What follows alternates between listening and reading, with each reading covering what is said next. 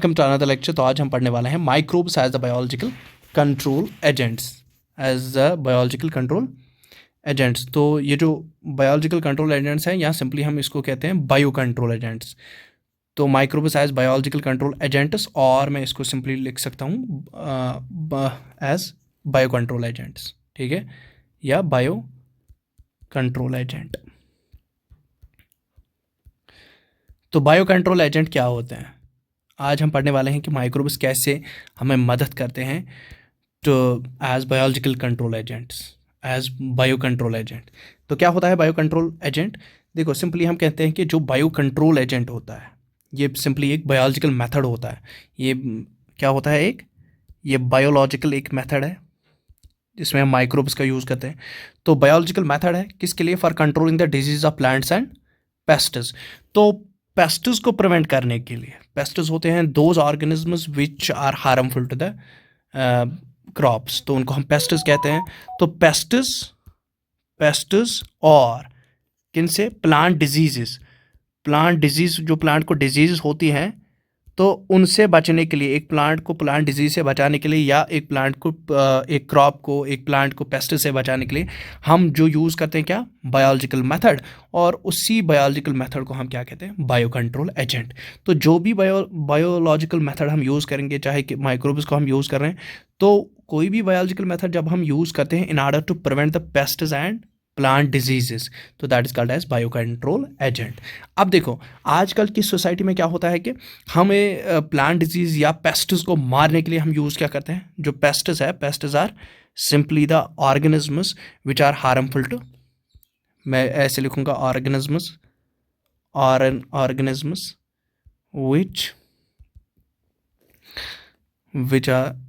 Which are harmful to crop. तो basically pests क्या करते हैं? ये खराब कर देते हैं किसको? क्रॉप को। तो पेस्ट वो इंसेक्ट्स होते हैं, these are simply the insects which are harmful to the crop, they are known as the pests. तो पेस्ट्स, मॉडर्न सोसाइटी में पेस्ट्स को कंट्रोल करने के लिए हम क्या कहते हैं? हम यूज़ ऑफ केमिकल्स करते हैं, ठीक है, हम यूज़ ऑफ केमिकल्स करते हैं। तो यूज़ ऑफ केमिकल्स हो जाता है किसके लिए? Use of chemicals in the modern society, use of chemicals, ठीक है, किसके लिए यूज़ होता है? To kill the pests, to किल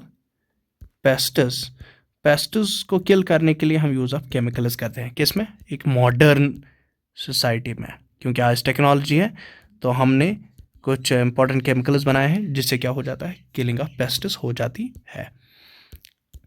अब देखो, जो हम पेस्ट्स को किल करने के लिए केमिकल्स यूज़ करते हैं, तो उन केमिकल्स का नाम क्या है? जैसे कि पेस्टिसाइड्स, हम यूज़ करते हैं इंसेक्टिसाइड्स। तो पेस्टिसाइड्स और इंसेक्टिसाइड्स क्या है? These are the chemicals which are used to kill the pests and insects, ठीक है। तो इसमें पेस्ट्स, वो इसमें सिंपली पेस्ट्स आते हैं, और ये पेस्ट्स क्या होते हैं? बेसिकली ये इंसेक्ट्स ही होते हैं, दे आर बेसिकली इंसेक्ट्स। तो इंसेक्ट्स ही होते हैं ये।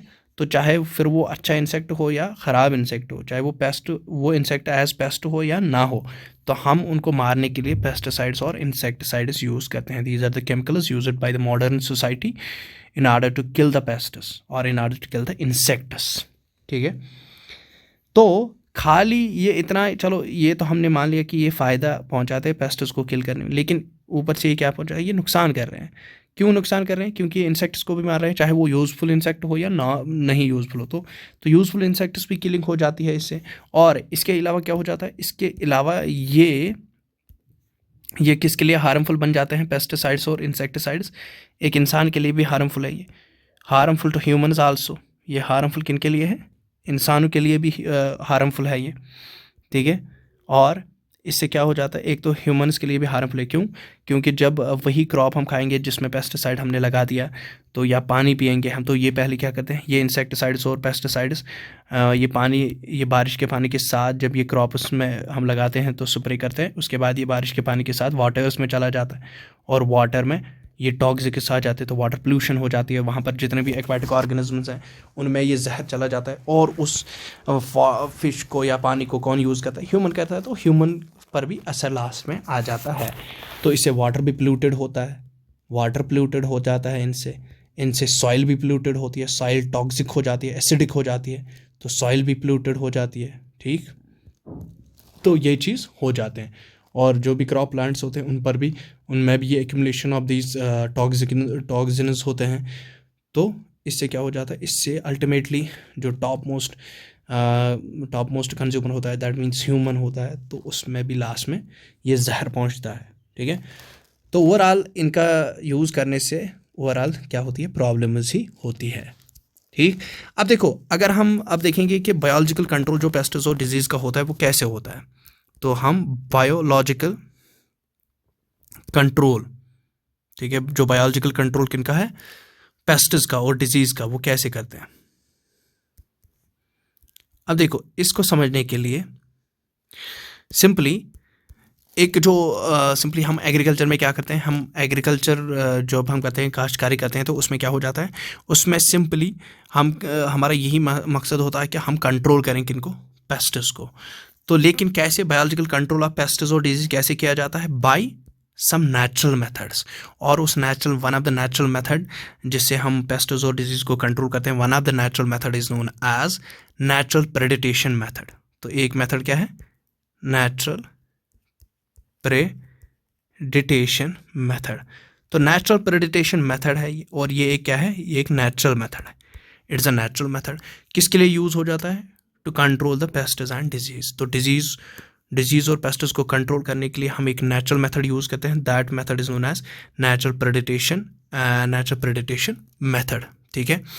और इस नेचुरल प्रेडिटेशन मेथड में, ठीक है, इसमें कोई केमिकल नहीं यूज़ होता है, नो केमिकल इज इन्वॉल्व, कोई केमिकल इसमें इन्वॉल्व नहीं होता है। ये एक सिंपली एक नेचुरल मेथड है, ये क्या है, एक नेचुरल मेथड होता है, without any use of chemical हम पेस्ट्स और डिजीज़ को कंट्रोल करते हैं, ठीक है। अब देखो, ये नेचुरल मेथड में क्या होता है, तो ये आगे भी हम अभी पढ़ेंगे थोड़ा सा इसको। तो सिंपली एक बिलीफ किनका, एक ऑर्गेनिक फार्मर्स होते हैं, जैसे कि यहाँ पर पहले कंसेप्ट आएगा ऑर्गेनिक फार्मर्स जो होते हैं। तो पहले हमारी टर्म यहाँ पर आ गई कि ऑर्गेनिक फार्मर्स क्या होते हैं। तो देखो, बिलीफ क्या है, हम क्यों यूज़ करते हैं नेचुरल मेथड्स फॉर, हमें क्यों यूज़ करना चाहिए नेचुरल मेथड, इसका नेचुरल प्रेडिटेशन मेथड हम क्यों यूज़ करनी चाहिए, हमें बायोलॉजिकल मेथड ही क्यों यूज़ करनी चाहिए फॉर द पेस्ट और डिजीज़ कंट्रोल। क्योंकि जो ऑर्गेनिक फार्मर्स है, ऑर्गेनिक फार्मर्स वो फार्मर्स होते हैं which only use the manures. ये खाली यूज़ क्या करते हैं, फॉर ये क्रॉप्स को ग्रो करते हैं फील्ड्स में, but they use only use manures, natural manures ये यूज़ करते हैं, ओनली यूज़ मैन्योर्स, ठीक है। ये केमिकल फर्टिलाइजर्स का यूज़ नहीं करते हैं, no chemical fertilisers are used by organic farmers. ये केमिकल फर्टिलाइजर, सिंथेटिक फर्टिलाइजर्स का यूज़ नहीं करते हैं, ठीक है, for their agriculture purpose, farming के लिए ये यूज़ ही नहीं करते। तो इनको हम ऑर्गेनिक फार्मर्स कहते हैं, या ऑर्गेनिक फार्मिंग इसी को हम कहते हैं, जिसमें खाली नेचुरल चीज़ें यूज़ हो जाएंगी। क्लियर है। अब इनका जो आइडिया है, जो ऑर्गेनिक फार्मर्स है, ऑर्गेनिक फार्मर्स सिंपली ये क्या कहते हैं, ऑर्गेनिक फार्मर्स का यही बिलीव है, इनका बिलीव क्या है, दे बिलीव, ये बिलीव किस पर कहते हैं, दे बिलीव दैट जितनी ज़्यादा डाइवर्सिटी, ठीक है, जितनी ज़्यादा बायोडाइवर्सिटी रहेगी, उतना ज़्यादा एक इकोसिस्टम हेल्थी रहेगा। तो बिलीव क्या करते हैं कि लार्ज डाइवर्सिटी, ठीक है, तो ये कहते हैं कि सिंपली जो बायोडाइवर्सिटी है, बायोडाइवर्सिटी मीन्स, या लार्ज डाइवर्सिटी हम कहेंगे, लार्ज बायोडाइवर्सिटी, जितनी ज़्यादा वेरिएशंस, जितनी ज़्यादा बायोडाइवर्सिटी लिविंग ऑर्गेनिज्म से रहेगी, उतना ज़्यादा इकोसिस्टम क्या रहेगा, हेल्दी। तो इकोसिस्टम क्या रहेगा, उतना ज़्यादा इकोसिस्टम हेल्दी रहेगा। तो हेल्दी इकोसिस्टम्स, तो जब हेल्दी इकोसिस्टम्स रहेंगे तो क्या हो जाएगा, हेल्दी फ्यूचर रहेगा। तो फ्यूचर भी क्या हो जाएगा, फ्यूचर भी हेल्दी हो जाएगा, फ्यूचर हेल्दी। तो ये इनका बिलीव है। तो they believe that large the biodiversity, किसी भी मतलब कि जितनी ज़्यादा बायोडाइवर्सिटी होगी लिविंग ऑर्गेनिज्म में, फ्लोरा और फाना में जितनी बायोडाइवर्सिटी होगी, उतना ज़्यादा इकोसिस्टम हेल्दी रहेगा।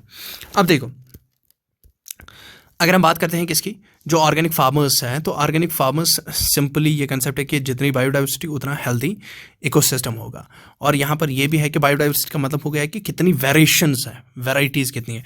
तो जितनी अगर लार्ज वेरिएशंस है, अगर लार्ज वैरायटी एक लैंडस्केप पर है, लार्ज वैरायटी, एक मतलब इकोसिस्टम में अगर लार्ज वैरायटी एक है तो जितनी ज़्यादा लार्ज वेरिएशंस होंगी, वेरिएबिलिटी जितनी ज़्यादा होगी, जितनी ज़्यादा डाइवर्सिटी होती, उतना ही ज़्यादा सस्टेनेबल इकोसिस्टम हो जाएगा।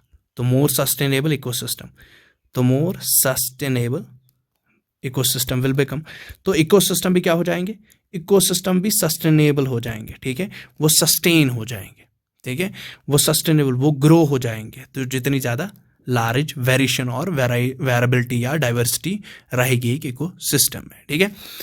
तो ये क्या है, ये तो ऑर्गेनिक फार्मर्स का एक आइडिया है, और ऑर्गेनिक फार्मर्स मतलब ये उनका बिलीफ है। और ऑर्गेनिक फार्मर्स का एक आइडिया जो है, देखो ऑर्गेनिक फार्मर्स का आइडिया, तो ऑर्गेनिक फार्मर्स जो है, ऑर्गेनिक फार्मर्स का जो आइडिया है, ये कहते हैं कि हमें पेस्टिस को देखो, इनका मेजर आइडिया क्या है, इनका आइडिया है कि we do not need to eradicate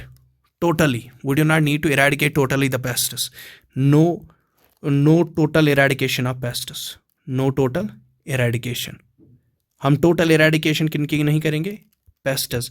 eradication means हटा देना, तो हम टोटली इनको मतलब ख़त्म ही नहीं करेंगे कि इनको पेस्टिस को, हम इनकी लेवल को मेंटेन करेंगे, ठीक है। तो ऑर्गेनिक फार्मर्स का आइडिया क्या है, we need to maintain the level of pests, हमें मेंटेन करना है किनको, मेंटेन लेवल ऑफ पेस्टिस। तो पेस्टिस की लेवल को मेंटेन करेंगे उस क्रॉप फील्ड में, एक इकोसिस्टम भी है वो man made ecosystem crop field. तो उस इकोसिस्टम में तो हम क्या करेंगे, मेंटेन खाली करेंगे किनका नंबर, पेस्टिस का नंबर हम खाली मेंटेन करेंगे, ठीक है। तो उनको एक मैनेजेबल लेवल तक ही रखेंगे, महदूद रखेंगे एक मैनेजेबल लेवल तक, जहाँ तक वो मैनेज हो सकते हैं उसी लेवल तक हम उनको क्या कर सकते हैं, हम उनको मैनेज कर सकते हैं, हम उनको मेंटेन कर सकते हैं, ठीक है। और जिसके कारण क्या हो जाएगा, जब हम मेंटेन रखेंगे level of pests at manageable rate, at manageable level हम उनको रखेंगे, तो उससे क्या हो जाएगा, उससे बेसिकली जब हम मैनेजेबल लेवल पर रखेंगे उनको, तो उससे क्या हो जाएगा, उससे एक इकोसिस्टम क्या हो जाएगा, हेल्दी इकोसिस्टम बन जाएगा, बैलेंस हो जाएगी एक इकोसिस्टम, बैलेंस्ड इकोसिस्टम बन जाएगा, बैलेंस्ड इकोसिस्टम। तो बैलेंस्ड इकोसिस्टम बन जाएगा, और बैलेंस्ड इकोसिस्टम ही क्या होता है, ज़्यादा फ्रूटफुल होते हैं, ठीक है।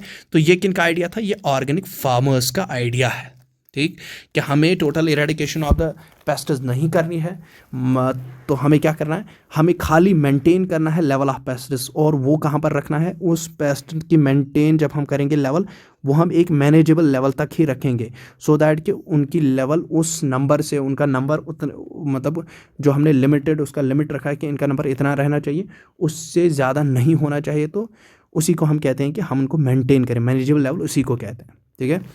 अब देखो इसके अपोजिट में अगर हम देखेंगे तो कन्वेंशनल फार्मिंग, इसके अपोजिट में हम देखेंगे जो कन्वेंशनल फार्मिंग होती है, कन्वेंशनल फार्मिंग।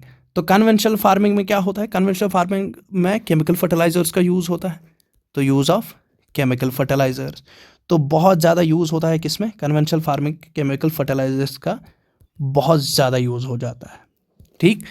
तो ये यूज़ क्यों करते हैं chemical fertilisers, in order to, main aim क्या है, in order to kill the pests and prevent the plants from disease.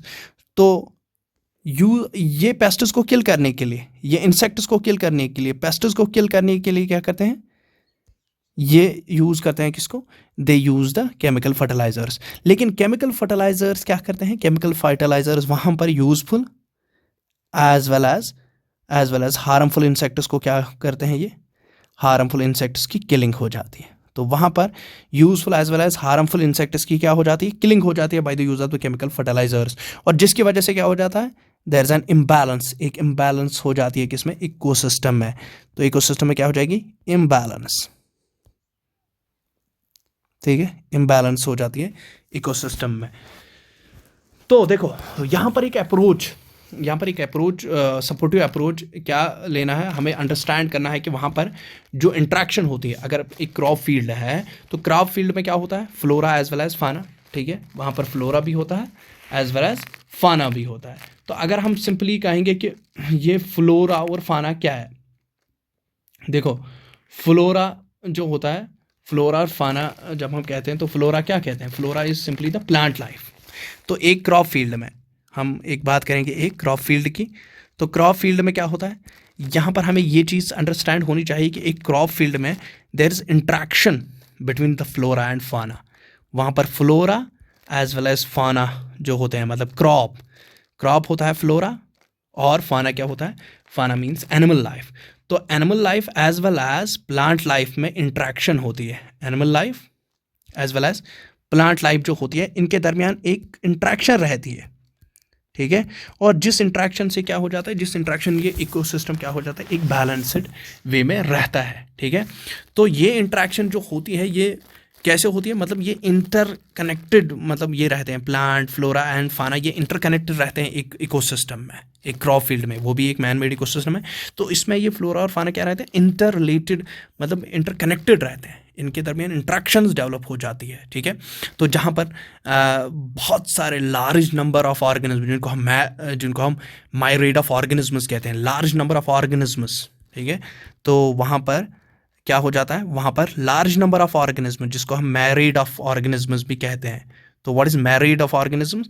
Married of organism simply, married of organism क्या होता है, मैरिड ऑफ ऑर्गेनिज्म सिंपली होता है,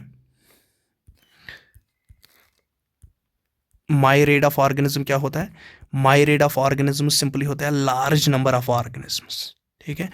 तो एक इकोसिस्टम में लार्ज, एक क्रॉप फील्ड में लार्ज नंबर ऑफ ऑर्गेनिज्म जो होते हैं, वही मतलब वही तो कंस्टिट्यूट करते हैं फ्लोरा और फाना को। तो फ्लोरा और फाना में क्या होता है, लार्ज नंबर ऑफ ऑर्गेनिज्म, चाहे वो प्लांट हो, प्लांट को हम क्या कहते हैं, प्लांट लाइफ हो यहाँ पर, ठीक है, इसको हम फ्लोरा कहते हैं, या एनिमल लाइफ हो, ठीक है, या एनिमल्स हो, उनको हम क्या कहते हैं, फौना कहते हैं। तो ये इंट्रैक्शन रहती है एक क्रॉप फील्ड में बिटवीन द माइरेट ऑफ ऑर्गेनिजम्स, ठीक है, जो बनाते हैं किसका, जो बनाते हैं फ्लोरा और फाना, प्लांट और एनिमल लाइफ जो बनाते हैं किसमें, क्रॉप फील्ड में। तो जो ऑर्गेनिक फार्मर्स होते हैं, ऑर्गेनिक फार्मर्स का जो व्यू है, ठीक है, वो उनका व्यू कैसा है, उनका नज़रिया क्या है, वो कहते हैं कि इरेडिकेशन अगर हम करेंगे किनकी, जिनको हम पेस्टिस कहते हैं, अगर हम इरेडिकेशन पेस्टिस की करेंगे, जिनको हम बेसिकली पेस्टिस कहते हैं, वो बेसिकली इंसेक्ट्स होते हैं, बट उनको हम कभी क्या कहते हैं, पेस्टिस कहते हैं। तो अगर हमने इनकी क्या की, इरेडिकेशन की, तो उससे खाली वही नहीं मरेंगे, ठीक है।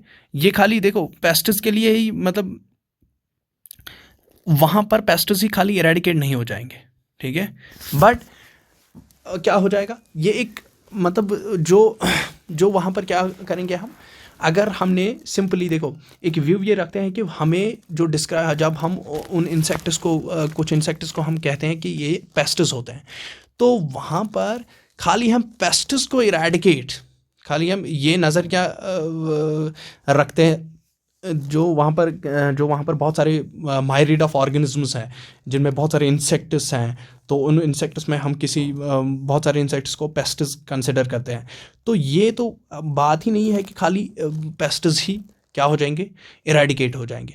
तो वहाँ पर क्या हो जाता है, वहाँ पर पेस्टिस के साथ साथ दूसरे जो यूजफुल इंसेक्ट्स होते हैं वो भी क्या हो जाते हैं, मारे जाते हैं। लेकिन जो ऑर्गेनिक फार्मर्स का व्यू है कि हमें क्या करना है, हमें पेस्टिस का नंबर क्या करना है, हमें पेस्टिस का नंबर एक लिमिटेड नंबर रखना है, और जो बाकी वहाँ पर क्या है, वहाँ पर हम यूज़ करेंगे कि इनको जो बेनिफिशियल प्रेडेटरी होती हैं या पैरासाइटिक इंसेक्ट्स जो होते हैं, जो डिपेंड करते हैं किन पर, जो डिपेंड करते हैं फूड या होस्ट्स पर, ठीक है, हमें उनका भी ख्याल रखना है। तो अगर हम यूज़ करेंगे केमिकल फर्टिलाइजर्स का, तो केमिकल फर्टिलाइजर्स से क्या हो जाता है, ये बेसिकली ऑर्गेनिक फार्मर्स का व्यू है कि अगर हम इरेडिकेशन किन की करेंगे, तो अगर इरेडिकेशन ऑफ पेस्टिस हो जाएगी, तो वहाँ पर खाली पेस्टिस ही नहीं उड़ेंगे।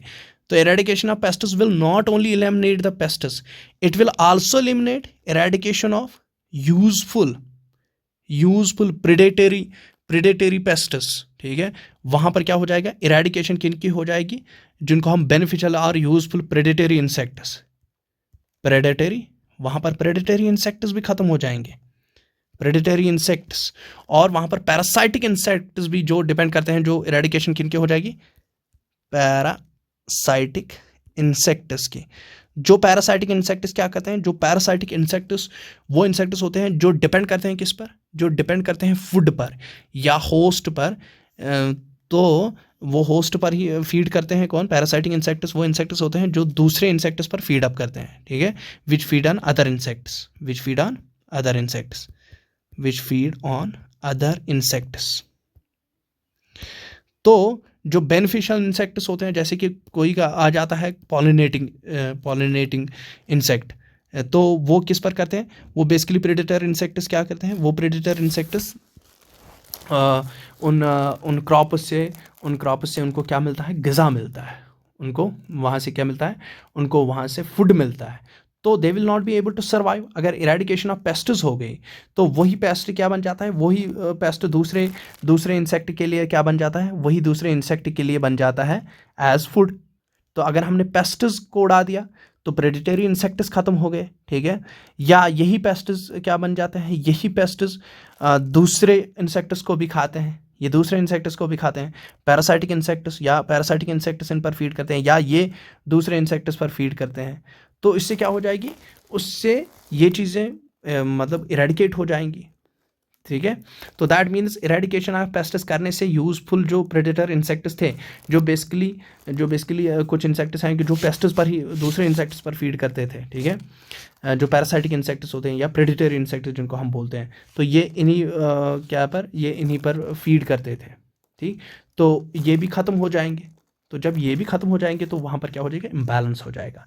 इसीलिए हम क्या करते हैं, इसलिए हमें यूज़ करना है किनको, इसलिए हमें यूज़ करना है बायो कंट्रोल मेजर्स को, ठीक है, बायो कंट्रोल एजेंट्स को, जिससे क्या हो जाएगा, जिससे हम रिड्यूस हमारी डिपेंडेंस जो टॉक्सिक केमिकल्स पर है या पेस्टिसाइड्स पर जो हमारी डिपेंडेंस है वो रिड्यूस हो जाएगी, ठीक है। तो अगर हम केमिकल्स का यूज़ करेंगे तो वहाँ पर सारा कुछ इम्बैलेंस अप ही हो जाएगा। इसीलिए हम यूज़ क्या कर रहे हैं, जो बायो कंट्रोल मेजर्स हैं। तो इसलिए बायो कंट्रोल मेजर्स यूज़ हो जाते हैं सो दैट कि जो डिपेंडेंस टॉक्सिक केमिकल्स पर है या पेस्टिसाइड्स पर, इंसेक्टिसाइड्स पर जो डिपेंडेंस है, in order to eliminate the eradicate the pests, वो क्या होनी चाहिए, वो कम होनी चाहिए, ठीक है। तो टू रिड्यूस, तो अगर हमें रिड्यूस क्या करना है, हमें रिड्यूस करना है टू रिड्यूस द डिपेंडेंस। तो to reduce dependence on toxic chemicals, जो टॉक्सिक केमिकल्स है उस पर जो डिपेंडेंस है, ठीक है, to reduce the dependence of the toxic chemicals, उसको हमें क्या करना है, रिड्यूस। तो हम क्या करेंगे, हम यूज़ करेंगे use of bio control measures. तो हम बायो कंट्रोल मेजर्स यूज़ करेंगे सो दैट कि हमारी डिपेंडेंस जो किन पर हो गई है, हम जो डिपेंडेंट हो गए हैं किन पर, टॉक्सिक केमिकल्स पर, in order to eliminate the pests, तो वो हमारी डिपेंडेंस ख़त्म हो जाए। और ये जो बायोलॉजिकल फार्मिंग है, ये एक ऐसा अप्रोच है जो बहुत ही ज़्यादा क्या है, फैमिलियर हो जाता है हर किसी लाइफ फार्म के साथ, जो हर किसी, देखो अगर हम बायोलॉजिकल मेथड यूज़ करेंगे, बायोलॉजिकल मेथड, तो फॉर एग्जांपल हमने यूज़ किया माइक्रोब्स को, हमने किसी माइक्रो ऑर्गेनिज्म को यूज़ किया, तो वो किसके लिए बन जाता है, वो सारे जो भी वहाँ पर फील्ड में जितने भी माइग्रेट ऑफ ऑर्गेनिज्म, जितने भी लार्ज नंबर ऑफ ऑर्गेनिज्म वहाँ पर है, तो उनके लिए सब के लिए क्या हो जाता है, उनके लिए सब के लिए वो फैमिलियर हो जाता है, वो बायोलॉजिकल मेथड सबके लिए फैमिलियर है। दैट मीन्स हमने वहाँ पर वो माइक्रो ऑर्गेनिज्म लाए कि जो मतलब पेस्ट्स का शिकार करेंगे, तो दैट मीन्स वहाँ वो एक नेचुरल सा वे बन जाता है सबके लिए, ठीक है। देखो अब इससे जब हम बायोलॉजिकल फार्मिंग का अप्रोच जो हम लाते हैं, तो ये सब सारी क्या है, ये सारे लाइफ फार्मर्स के लिए जो वहाँ फील्ड पर होते हैं, तो ये क्या होता है, ये एक उनके लिए क्या हो जाता है, एक फैमिलियर अप्रोच है। तो बायोलॉजिकल अप्रोच क्या है, बायोलॉजिकल अप्रोच एक फैमिलियर अप्रोच है, फैमिलियर अप्रोच। तो फैमिलियर अप्रोच होता है कि जो मतलब सबके लिए क्या हो, नॉर्मलाइज्ड हो, ठीक है, सबके लिए एक नॉर्मल अप्रोच हो। तो फैमिलियर अप्रोच होता है हर किसी के लिए जो वहाँ जो लिविंग ऑर्गेनिज्म वहाँ उस फील्ड पर होता है, तो उनके लिए सब के लिए क्या है, ये नॉर्मलाइजिंग या फैमिलियर अप्रोच रहता है। चाहे वहाँ पर प्रेडेटर हो या पेस्ट हो या उनके लाइफ साइकिल्स चल रहे हो, तो उनके लिए, उन सब के लिए क्या है, या उनका पैटर्न ऑफ फीडिंग हो या हैबिटेट्स हो जो वो प्रेफर कर रहे हैं, तो उन सब के लिए ये एक फैमिलियर अप्रोच है। तो दैट मीन्स इस बायोलॉजिकल अप्रोच से उनके लाइफ साइकिल पर, उनके मतलब उनका हैबिटेट, उनका पैटर्न ऑफ फीडिंग या प्रेडेटर्स जो एज पेस्ट्स यूज़ होते हैं, ठीक है, प्रेडेटर्स एज पेस्ट्स, जो पेस्ट्स एज प्रेडेटर्स काम करते हैं, ठीक है, तो उनके लिए सब के लिए एक फैमिलियर अप्रोच चाहिए, ठीक है। और इस फैमिलियर अप्रोच से क्या हो जाएगा, इस फैमिलियर अप्रोच से एक मतलब एक अच्छा सा मतलब क्या निकल जाएगा, एक अच्छा सा मतलब निकल जाएगा कि ये एक अच्छा अप्रोच है, बायो कंट्रोल मेजर ये निकल बन जाएगा। तो बायोलॉजिकल अप्रोच जब हम लगाते हैं, ये एक फैमिलियर अप्रोच है किसके लिए, for all the organisms, for all the microbes और ऑर्गेनिजम्स और द लाइफ फार्म्स, जो वहाँ फील्ड में लाइफ फार्म जितने भी है, all life farms in field, उनके लिए एक नॉर्मल सा अप्रोच है, ठीक है, उनके लिए एक अच्छा सा अप्रोच है। तो ये बन जाता है हमारा क्या, ये बायोलॉजिकल अप्रोच बन जाता है हमारा बायो कंट्रोल, ठीक है, this is known as bio control. तो इसी को हम क्या कहते हैं, यही बन जाता है एक अच्छा सा बायो कंट्रोल, एक well preferred bio control measure ये बन जाता है, ठीक है। अब देखो, अब अगर हम क्या लेंगे, अगर हम फॉर एग्जांपल बीटल है, रेड एंड ब्लैक जो बीटल होती है, मतलब जिसको हम लेडी बर्ड कहते हैं, तो हम एग्जांपल लेंगे लेडी बर्ड की। तो लेडी बर्ड जो होता है उसके ऊपर क्या होता है, उसके ऊपर वो डॉट्स होते हैं, ठीक, लेडी बर्ड जो होता है उसके ऊपर डॉट्स होते हैं, ठीक है। तो ये जो लेडी बर्ड होता है, ये लेडी बर्ड और ड्रैगन फ्लाइज, लेडी बर्ड और देखो ये हैं bio control agents, lady bird और कौन, ड्रैगन फ्लाइज। तो ये लेडी बर्ड और ड्रैगन फ्लाइज यूज हो जाते हैं किसके लिए, they are used for to get rid of the aphids and mosquitoes. तो ये किन पर फीड करते हैं, they feed on aphids and mosquitoes, ये एफिड्स और मॉस्किटोज को फीड अप करते हैं, इन पर फीड अप करते हैं। तो जो एफिड्स होते हैं, यही तो एफिड्स क्या होते हैं, they act as the pests. तो एफिड्स से मतलब छुटकारा हासिल करने के लिए हमने क्या यूज़ किया, हमने लेडी बर्ड्स का यूज़ किया। तो लेडी बर्ड्स और ड्रैगन फ्लाइज हो जाते हैं, they act as the bio controlling agents, they are biological agents, ये बायोलॉजिकल एजेंट्स होते हैं which help to get rid of the aphids and mosquitoes, ठीक है। तो ड्रैगन फ्लाइज मॉस्किटोज पर फीड अप कर देती है, और जो कौन होता है, जो लेडी बर्ड होता है, लेडी बर्ड किस पर फीड करता है, एफिड्स पर। तो एफिड्स पर लेडी बर्ड्स फीड करते हैं, और ड्रैगन फ्लाइज पर कौन फीड करता है, ड्रैगन फ्लाइज पर मॉस्किटोज फीड करते हैं।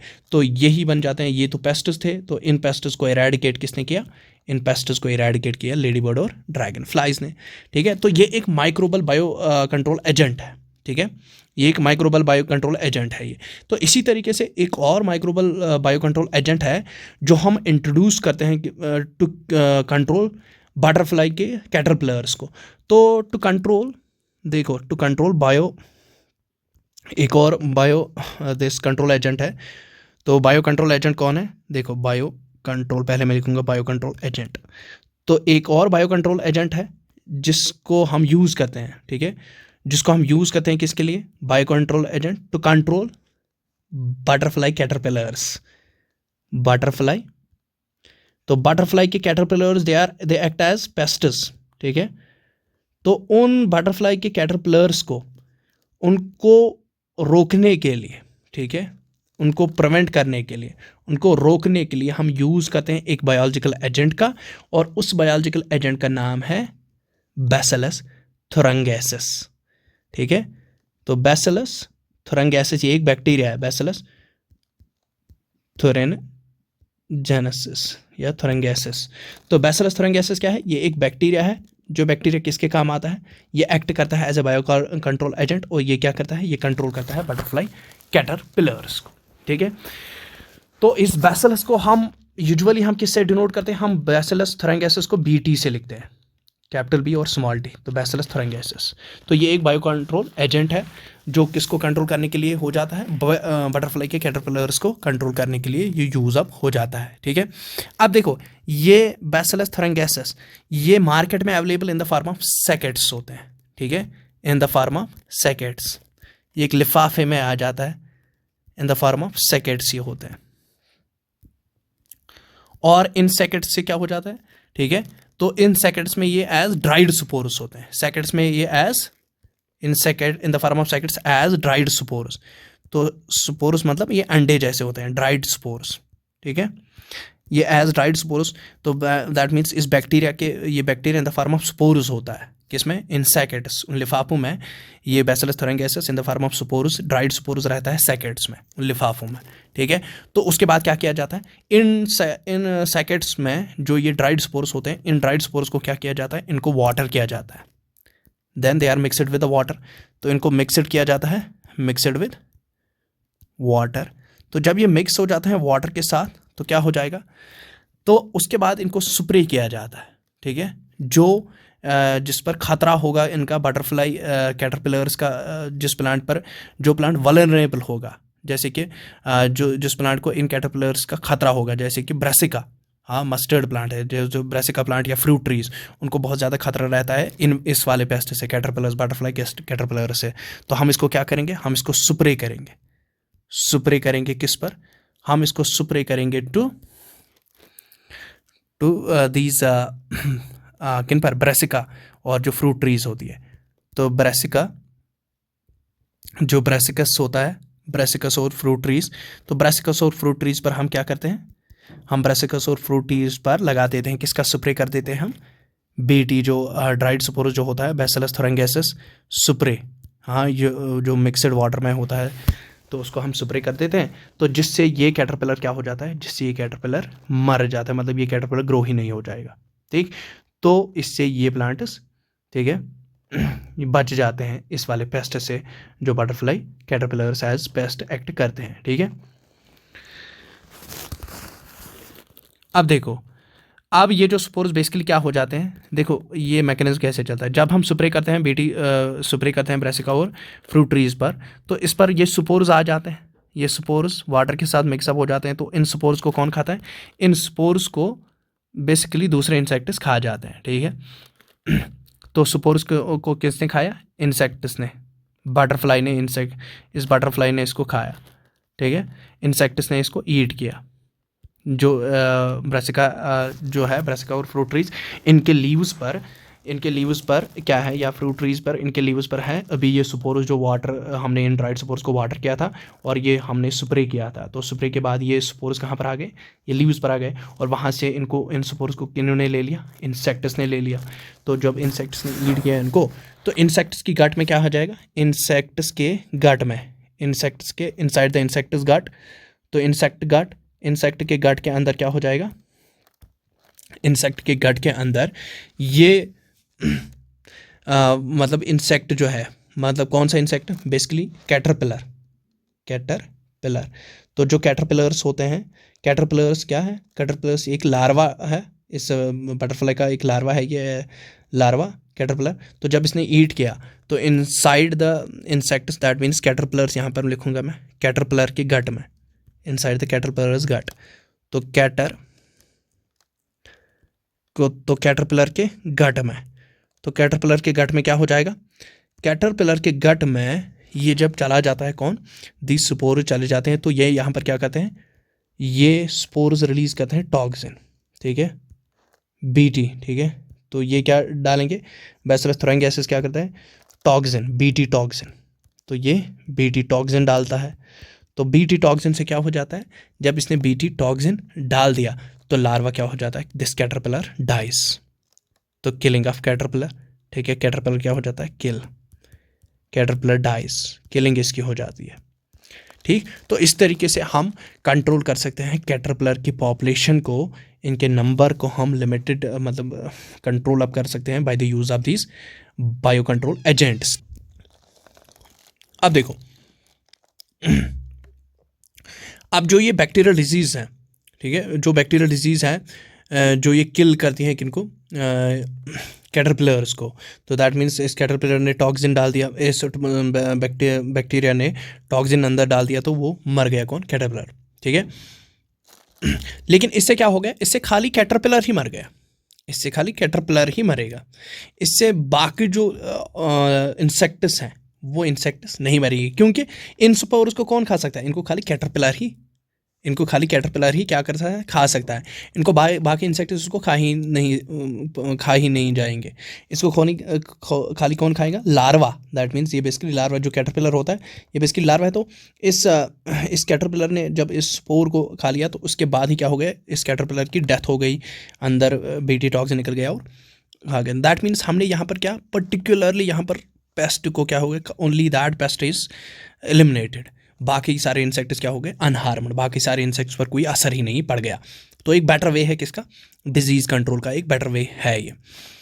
अब देखो, अब बहुत सारे मेथड्स जब जो बहुत सारी टेक्नोलॉजी इंक्रीज हो गई तो डेवलपमेंट हो गई किसमें, जेनेटिक इंजीनियरिंग में भी बहुत डेवलपमेंट हो गई फ्रॉम द लास्ट डिकेड्स। तो साइंटिस्ट ने क्या किया है, साइंटिस्ट ने इंट्रोड्यूस करवाया यही बैसिलस thuringiensis, ठीक है, बैसिलस thuringiensis के टॉक्सिन वाले जीन को इंट्रोड्यूस कर दिया है प्लांट्स में। जैसे bacillus due to the genetic engineering जो बैसिलस thuringiensis है, thuringiensis, तो इसके टॉक्सिन मतलब ये बैसिलस thuringiensis क्या करता है, ये बैसिलस thuringiensis एक बीटी टॉक्सिन डालता है, ये एक टॉक्सिन डालता है। ये टॉक्सिन कहाँ से निकलता है, ये बैसिलस thuringiensis के जीन से निकलता है। तो ये जीन प्रोड्यूस करता है दिस टॉक्सिन, और यही वाला जीन, ये जो दिस जीन है, ये जीन इंट्रोड्यूस किया गया, बैसिलस thuringiensis का जीन इंट्रोड्यूस किया गया इनटू द टबैको प्लांट में, ठीक, नॉट टबैको प्लांट, ये बीटी कॉटन में लगा दिया, नॉट टबैको प्लांट। तो ये किन में लगा दिया, ये प्लांट्स में लगा दिया गया, ठीक है। तो ये इंट्रोड्यूस करवा दिया गया किन में, इंट्रोड्यूस करवा दिया गया, यही जीन इंट्रोड्यूस करवा दिया गया into the plant, just like as cotton plants, जिसको हम बीटी कॉटन भी कहते हैं। तो जैसे बीटी कॉटन आज का प्लांट है, तो बीटी कॉटन में बेसिकली यही जीन इंट्रोड्यूस किया गया, तो उससे वो डिजीज़ रेजिस्टेंट बन गया। तो उससे क्रॉप्स क्या बन जाते हैं, इससे इसकी वजह से क्रॉप्स क्या बन गए, डिजीज़ रेजिस्टेंट, ये डिजीज़ रेजिस्टेंट बन गए, ठीक है, डिजीज़ रेजिस्टेंट क्रॉप्स इससे ये बन गए। तो जिसके एग्जांपल है बीटी कॉटन। अब देखो, एक जो बायोलॉजिकल कंट्रोल है, ये यूज़ करते हैं किसके लिए, ट्रीटमेंट ऑफ प्लांट डिजीज़ के लिए भी, ठीक है। तो ट्रीटमेंट ऑफ प्लांट डिजीज़ के लिए हम एक बायो कंट्रोलिंग एजेंट यूज़ करते हैं, जिससे कि ट्राइकोडर्मा है, ट्राइकोडर्मा जो होता है, अभी तक तो हम पेस्ट कंट्रोल का देख रहे हैं कैसे हो जाता है। अब हम डिजीज़ कंट्रोल कैसे करते हैं, by the use of the biological agents. तो one of the fungus is Trichoderma. Trichoderma क्या है, ये एक फंगस है। तो ये फंगस किसके लिए यूज़ हो जाती है, in order to control the plant disease को कंट्रोल करने के लिए ये यूज़ हो जाती है। ये जो ट्राइकोडर्मा होता है, ये एक फ्री लिविंग फंगस है, ये याद रखना आप, ये एक फ्री लिविंग फंजाई है, ये this is a free living fungi, ठीक। और ये बहुत ही ज़्यादा कॉमन पाई जाती है, मतलब ये कॉमन होती है किनमें, रूट इकोसिस्टम्स। तो कॉमनली इन रूट इकोसिस्टम्स, तो commonly found in root ecosystems, तो कॉमनली इन रूट इकोसिस्टम्स में ये होती है। तो जो रूट्स होते हैं, तो रूट इकोसिस्टम में ये फंगस होता है। तो ये एक इफेक्टिव बायो कंट्रोल एजेंट होते हैं सेवरल प्लांट पैथोजेंस के लिए। तो बहुत सारे ऐसे प्लांट पैथोजेंस हैं जो डिजीज़ काज करते हैं, तो उनको इरेडिकेट, मतलब उनको उन प्लांट्स को बचाने के लिए, जो रूट डिजीज काज हो जाती है, तो उन रूट डिजीज से बचाने के लिए एक प्लांट को there is a fungus known as the trichoderma. और ट्राइकोडर्मा क्या करती है, तो it prevents the plant from diseases.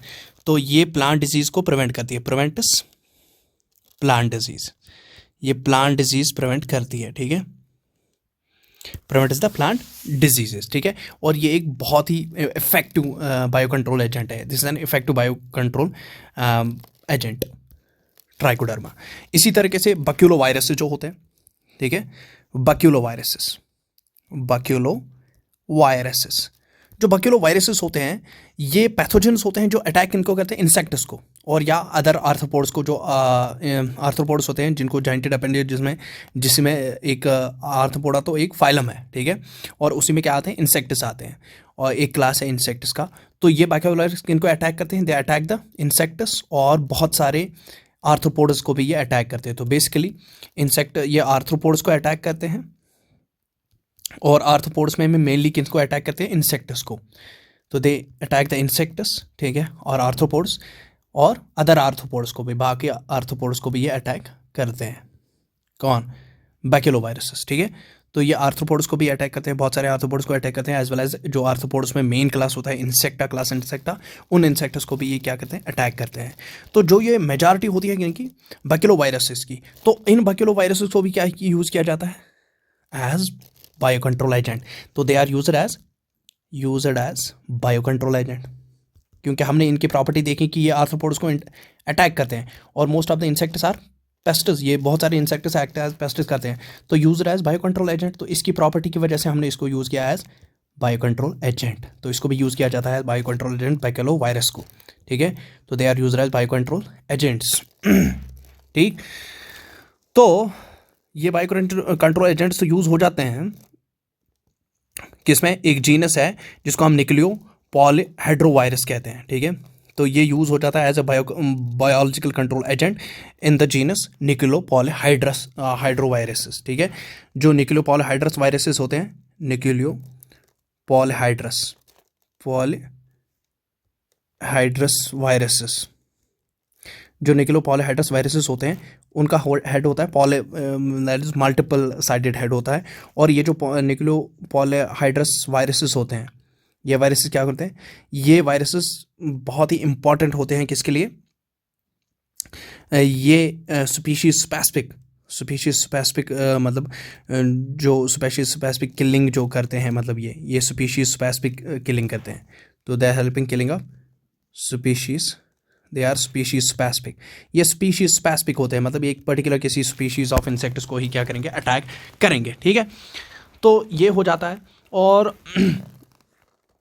तो इनका क्या है, इनका भी कोई भी इन वायरस का कोई भी गलत impact, there is no negative impact on the plants, इन पर कोई भी no negative impact on the plants, ये कोई भी गलत असरात एक प्लांट पर नहीं डालते, no negative impact on the plants. But ये जो निक्लो पॉलीहाइड्रो वायरसेस होते हैं, जिसमें जो आ जाता है कौन सा, जो बैक्यूलो वायरसेस होते हैं, ये किस जीनस के होते हैं, निक्लो पॉलीहाइड्रो वायरसेस के जीनस के होते हैं। और इस जीनस के वायरसेस बेसिकली स्पीशीज स्पेसिफिक होते हैं, किसी पर्टिकुलर इंसेक्ट स्पीशीज को ही ये मार देते हैं और एक्ट करते हैं as a bio control agent. और कोई भी नेगेटिव कंट्रोल इस मतलब कोई भी नेगेटिव इम्पैक्ट ये प्लांट पर नहीं डालते हैं, ना तो ये मैमल्स पर डालते हैं, ना फिशेस पर, ना इवन जो